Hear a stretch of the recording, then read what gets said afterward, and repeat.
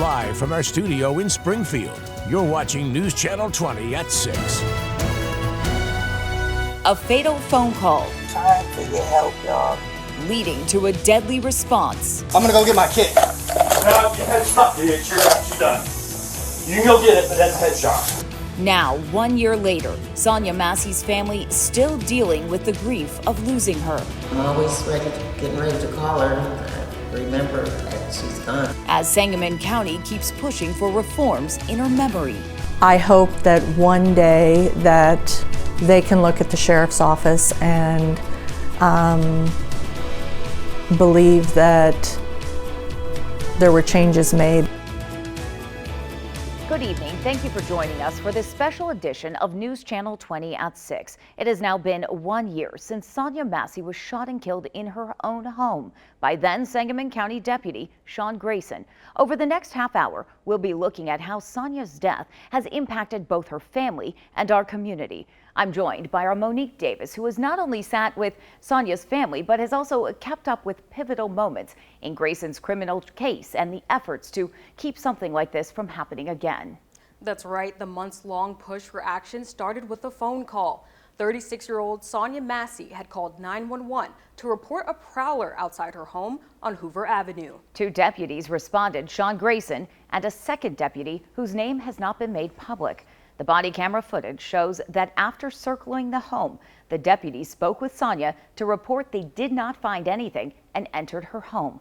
While inside, Sonya was asked to remove hot water from her stovetop, leading what should have been a routine interaction to turn violent.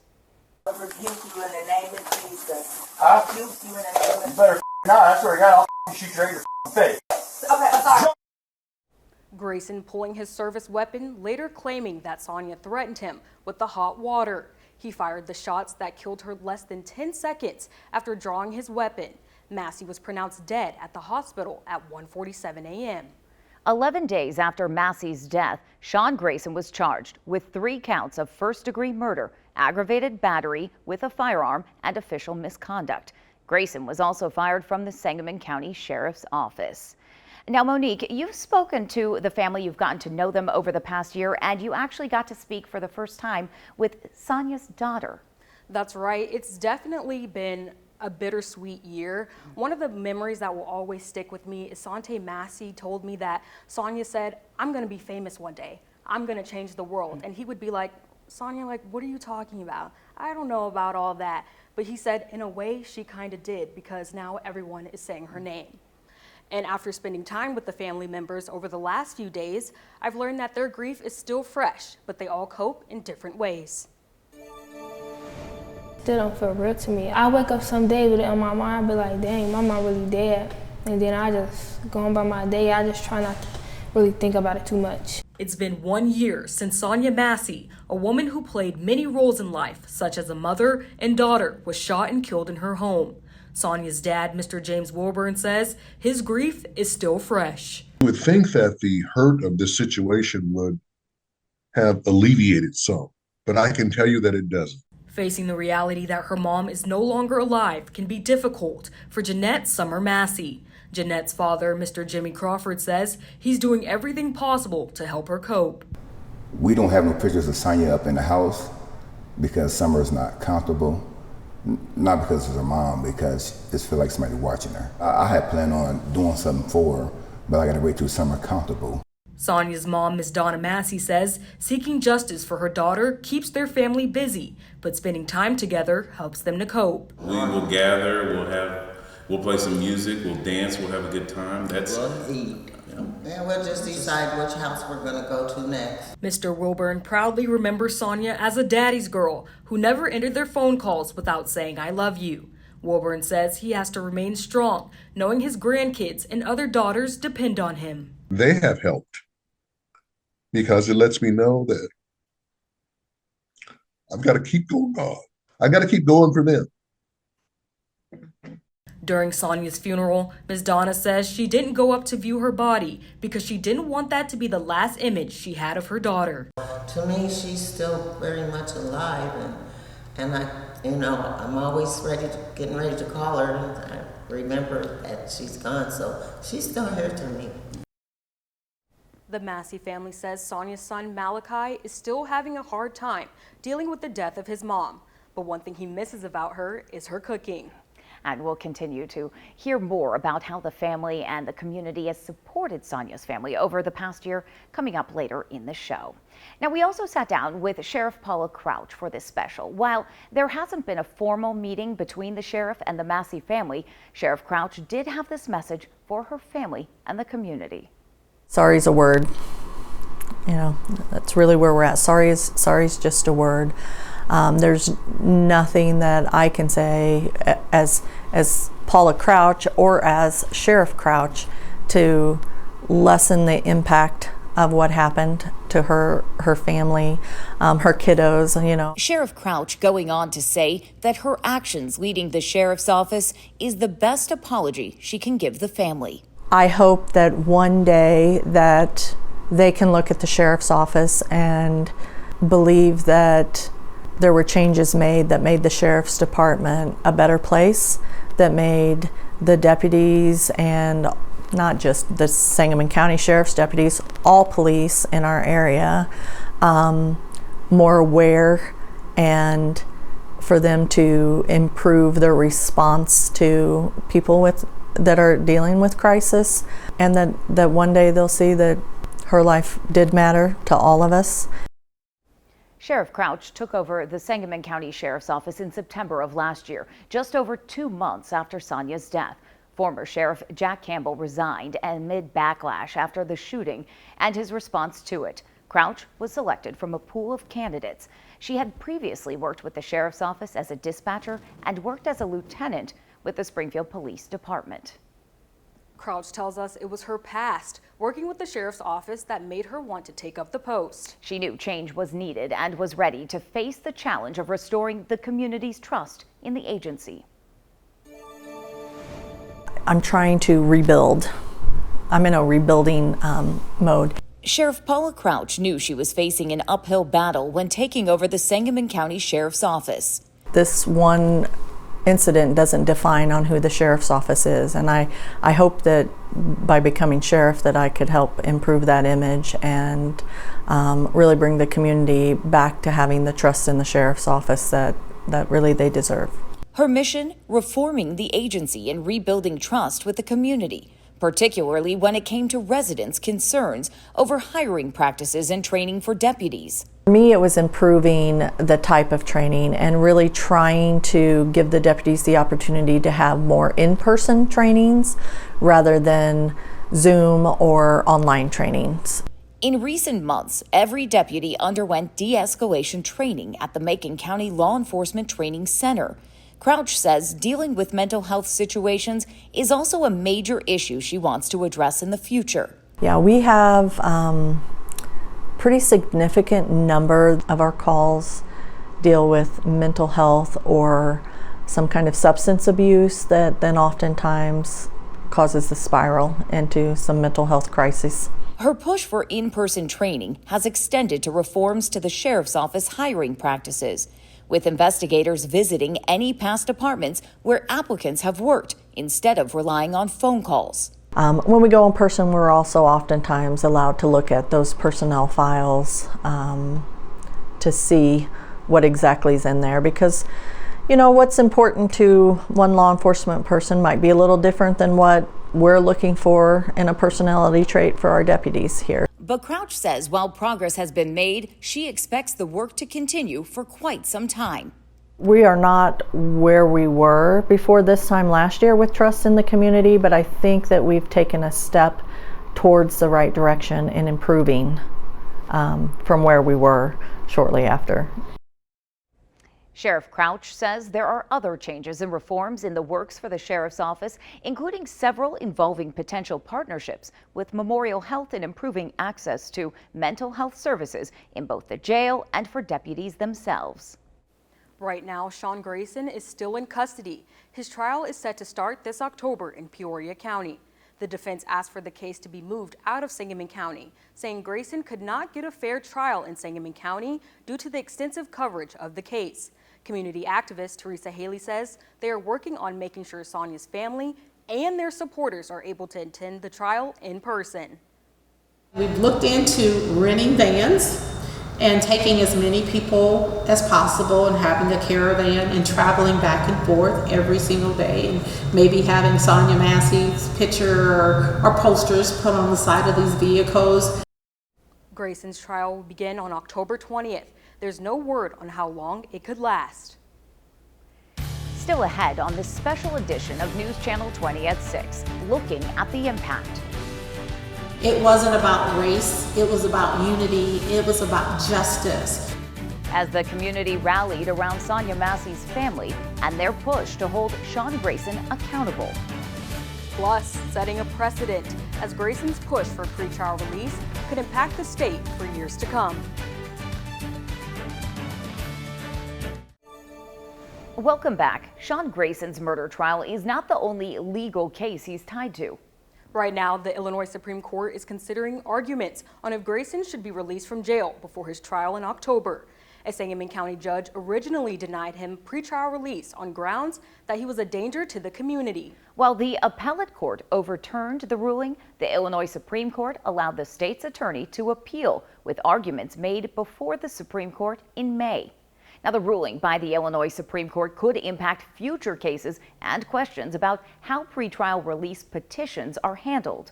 A criminal law professor at the U of I says it will set a precedent for Illinois judges, especially since the Pretrial Fairness Act has been in effect for less than 2 years.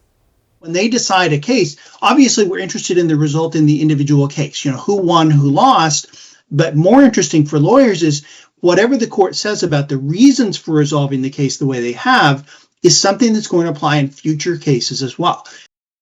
Professor Eric Johnson goes on to say one of the more interesting aspects of Grayson's case is the argument that the shooting happened while he was on duty, with his attorneys arguing he is no longer a danger because he was fired from the sheriff's office. So one of the things that I think the Illinois Supreme Court's going to have to resolve is whether that's right, whether we need to think of this, even though this was an extremely violent and troubling alleged crime, whether we need to consider the fact that it occurred within this relatively narrow context. Johnson expects the Supreme Court to issue a ruling before Grayson's criminal trial. Otherwise, any opinion would be moot. Coming up, support from the community, the impact people around the world have had as Sonya Massey's family continues to grieve. And we are taking a look over the capital city with our Flooring America Tower camera. We're going to get a check with Chief Meteorologist Cheryl Lemke after the break.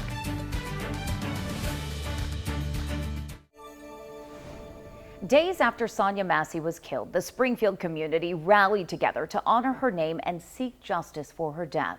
That's right. Over the last year, community members have made it a point to continue to show up for Massey's family, with support pouring in worldwide. Our Springfield community, it wasn't about race, it was about unity, it was about justice. It was about fighting for all victims here in our community. Justice for Sonya Massey signs sit in the windows of many Springfield businesses and stand on many lawns in the capital city. From balloon releases to protests outside of Grayson's court hearings, community members have rallied together to keep Sonya's name alive. As her mom said, she was the straw that broke the camel's back. This has been going on in this community for hundreds of years now. But Sonya's case just really took it over the top. As Sonya's death made national headlines, her father, James Wilburn, says support started pouring in from all over the world. I've had a chance to talk to people in Sweden, the Netherlands, all over the world. I found out that people in Africa, everybody knows about this tragedy. In 3 months, Sonya's family will have to relive every detail of her death as they travel to Peoria for Grayson's trial. Wilburn says the Peoria community has already embraced them with open arms. President of the NAACP there in Peoria has let me know that they're making all preparation for us to come there so that we will be comfortable throughout that whole trial and for however long it takes. After Sonya's passing, public figures such as former Vice President Kamala Harris, Reverend Al Sharpton, and Governor Pritzker spoke out about her tragic death. The Storm Team Weather Desk, sponsored by Route 66 Solar. Good evening, everyone. This past holiday weekend really turned out to be very warm and very humid, very sticky across the region, and we'll have more heat and humidity to contend with for the next few days. Now, granted, today not as warm as what it was this past weekend, but even so, it'll be pretty warm and toasty for the next several days. We're looking for some seasonably warm temperatures with our highs mainly mid to upper 80s that will continue for the rest of the week. But the big problem will be the humidity, because the humidity very, very sticky and sultry, and it looks as if that humidity will likely start to build, especially as we approach Friday. For tomorrow, for a good part of the afternoon, feels like temperatures in the heat index values low to mid 90s. It'll be a toasty one, and you might want to be heading off to the swimming pools tomorrow. If that's the case, I think we'll be dry for the morning, but by the afternoon hours, you'll have to keep an eye to the sky because there will be a chance to see some scattered showers and storms. We're still tracking that cold front that came through the area over the weekend, stalling out right now nearby our area. Then some low pressure areas moving in along with it, and that's going to keep our weather rather unsettled for the next few days. Tonight, though, partly cloudy skies and just a slim chance for a spotty shower. I think most of us will be dry. A few isolated showers a possibility too tomorrow morning, but we'll have far greater chances to pick up some scattered showers and storms by Tuesday afternoon and Tuesday evening. And unfortunately, pretty much what you see is what you'll be getting. Now, no one day will be a washout, but we have isolated to scattered showers and storms a possibility for the next several days. And it won't be until next Sunday that we'll finally start to dry skies out. So from now all the way through the end of the week, that rain is going to start to mount up, and we could see some significant rain. Many of us will likely pick up an inch or more rainfall before the week is over. So our forecast for tonight, partly cloudy skies, seasonably warm temperatures overnight, lows dropping down to about 66. Tomorrow up to 86, and tracking those thunderstorms popping up, especially during the afternoon. And then we'll have more on again, off again chances for showers and storms that will last for the rest of the week. Again, seasonable temperatures, mid to upper 80s for highs, nighttime low 60s to around 70. You can always get the latest forecasts on our WICS weather app. The app can be found for free on Google Play and the Apple Store. Just search WICS weather. And you can also get more news delivered right to your inbox. Sign up for the newsletter over at newschannel20.com. Coming up, pushing for reform if the Massey Commission is meeting expectations since it was formed.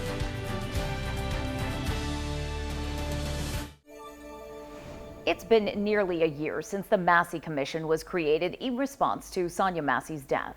The group was created by Springfield citizens in hopes of creating change to provide safe access to law enforcement agencies. After nearly a year of meetings and discussions to enact change, Sonya Massey says he wants to see the Massey Commission continue.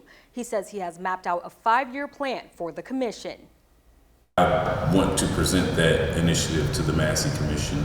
And I know that a lot of the other commissioners would like to see it extended as well. I see this being at least a 10-year venture. However, Donna Massey says she is dissatisfied with the work of the commission. She says she wants the commission to focus on the elimination of paid time off for officers who are placed on administrative leave during an investigation. We are also learning more about how the commission works with the Sangamon County Sheriff's Office. According to Sheriff Paula Crouch, while representatives from the agency don't always attend meetings, her office is in communication with commission members about reforms they would like to see. They may present an idea and I'll send back and say, well, this won't work because of this reason, or I can't do this. So we are still working together to try and make some headway. When asked if she would like the commission to continue, Crouch tells us she doesn't have an answer and would like to see what progress they have made once the commission reaches the 1-year mark. We'll be right back after this short break.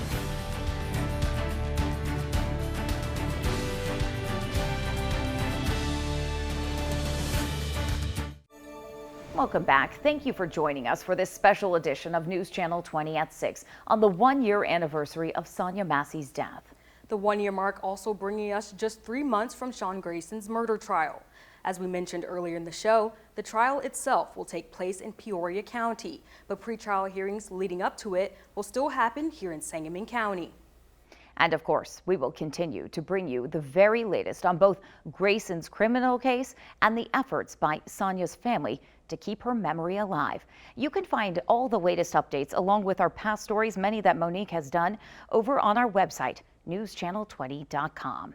Now, one more memory that I would love to share is Miss Donna Massey told me that when Sonya was a baby. Up into adulthood, she would always tell people like, why are you laughing if people are falling? Like, don't do that. So that's just her personality in a nutshell. Wonderful. Well, thank you for watching. We'll see you at 10.